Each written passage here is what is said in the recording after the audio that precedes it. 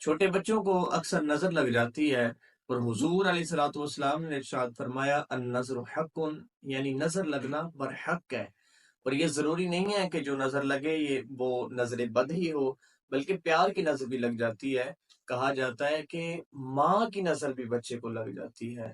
تو جب بچے کو نظر لگتی ہے، بچے روتے ہیں، ضد کرتے ہیں، بات بات پر جھگڑتے ہیں، دودھ نہیں پیتے، تو آپ کو میں عمل بھی بتاتا ہوں، وظیفہ بھی بتاتا ہوں، اس پر عمل کیجئے گا۔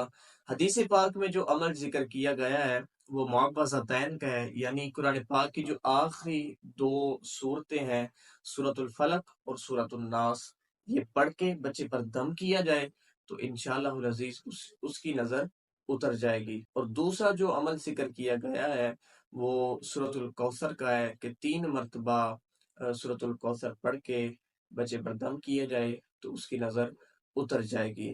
اس کے علاوہ گھر میں جو مائیں ٹوٹکا کرتی ہیں ایک، کہ 7 لال مرچیں، چھوٹی جو لال مرچیں ہوتی ہیں وہ لے کر 7 مرتبہ بچے پر گھما کے 1 مرتبہ سورہ اخلاص پڑھ کے ان مرچوں کو جلا دیا جائے، تو اگر اس کے جلنے کی دھاس نہ آئے تو سمجھے کہ بچے پر نظر ہے، لیکن اگر اس کی اسمیل آئے، آپ کو اس کی دھاس آئے، تو سمجھ جائے کہ بچے کو نظر نہیں لگی ہوئی۔ اور یہ آزمودہ طریقہ ہے۔ ویسے آپ مرچیں جلائیں گے تو پاس کھڑا نہیں ہوا جاتا، لیکن اگر بچے کو نظر لگی ہوگی تو اس میں سے اسمیل نہیں آئے گی۔